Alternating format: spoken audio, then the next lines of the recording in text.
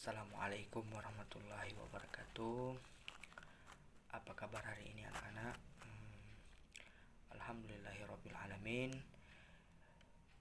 Pada kesempatan kali ini kita akan memulai mata pelajaran, yaitu mata pelajaran SKI, yaitu meneladani perjuangan Rasulullah SAW di Madinah. Perjuangan Rasulullah SAW di Madinah yaitu terbagi atas dua, yaitu hijrah Rasulullah SAW dari hijrah titik awal Rasulullah SAW dakwah di Madinah. Kemudian yang kedua, strategi dakwah Rasulullah SAW. Di sini ada yang tahu hijrah titik awal Rasulullah SAW di Madinah seperti apa? Yang pertama, pada tahun 621 Masehi telah datang 13 orang penduduk Madinah menemui Rasulullah SAW di Bukit Aqibah. Mereka berikrar memeluk agama Islam. Kemudian yang kedua, pada tahun 622 Masehi datang lagi sebanyak 73 orang dari Madinah ke Mekah yang terdiri atas suku Aus dan Hajraj yang pada awalnya mereka datang untuk melakukan ibadah haji, tetapi kemudian menjumpai Rasulullah SAW dan mengajak beliau agar hijrah ke Madinah. Mereka berjanji akan membela dan mempertahankan Rasulullah SAW dan pengikutnya serta melindungi keluarganya seperti mereka melindungi anak dan istrinya.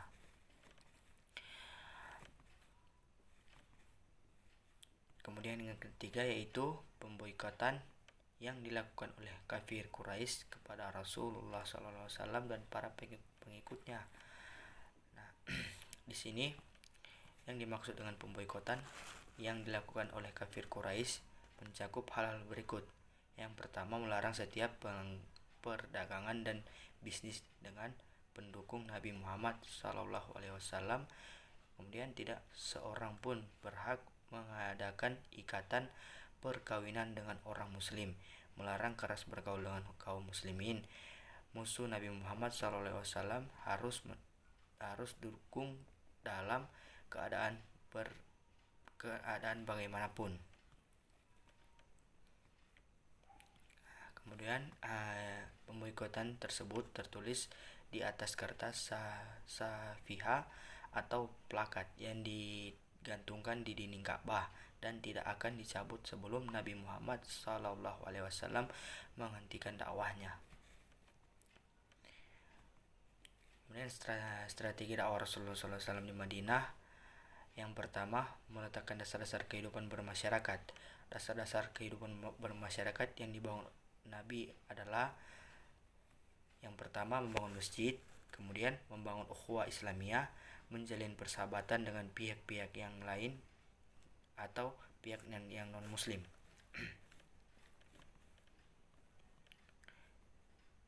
Kemudian strategi berikutnya yaitu surat Nabi Muhammad SAW kepada para raja. Salah satu cara yang ditempuh Nabi Muhammad SAW untuk melanjutkan dakwah ke negeri-negeri lain adalah dengan berkirim surat kepada raja-raja, para penguasa negeri tersebut, yang dimana diantara raja yang dikirim surat oleh Nabi Muhammad SAW sebagai berikut, yaitu Raja Ghassan, Raja Mesir, kemudian Abyssinia, kemudian Persia dan Romawi. Namun semuanya menolak, ada yang secara halus dan ada juga yang sangat kasar, sampai membunuh utusan Nabi Muhammad SAW. Raja tersebut adalah Raja Ghassan. Nah, di mana Nabi SAW membalas perbuatan Raja Ghassan. Nabi Muhammad SAW menyiapkan 3.000 orang pasukan peperangan terjadi di Mu'tah, sebelah utara Jazirah Arab. Pasukan Islam kesulitan menghadapi tentara Raja Ghassan yang dibantu oleh Romawi. Beberapa orang pasukan muslim gugur sebagai syuhada Dalam pertempuran itu, melihat kenyataan ini, komandan pasukan Khalid bin Walid menarik pasukan dan kembali ke Madinah. Kemudian ketiga, penaklukan Mekah pada tahun ke-6 Hijriah. Ketika haji telah disyiarkan, Nabi Muhammad SAW 1.000 orang kaum muslimin berangkat ke Mekah untuk melaksanakan ibadah haji.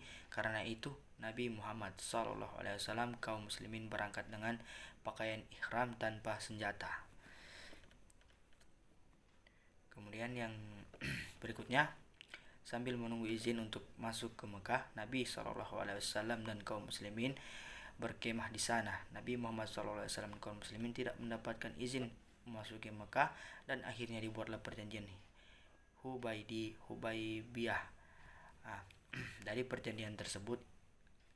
Dari isi perjanjian tersebut, kaum muslimin tidak boleh mengunjungi Ka'bah pada tahun ini dengan ditangguhkan sebagai tahun ke depan. Lama kunjungan dibatasi sampai 3 hari saja. Kaum muslimin wajib mengembalikan orang-orang Mekah yang melarikan diri ke Madinah. Nah, itulah strategi dakwah Rasulullah SAW. Kemudian ada dua faktor yang mendorong Nabi Muhammad SAW untuk menguasai Mekah. Yang pertama, Mekah adalah Mekah ada pusat keagamaan bangsa Arab. Kemudian yang kedua, orang-orang Quraisy adalah orang-orang yang mempunyai kekuasaan dan pengaruh yang besar. Nah, itulah beberapa strategi dan dakwah Rasulullah SAW saat di Madinah. Mungkin hanya ini yang saya bisa sampaikan.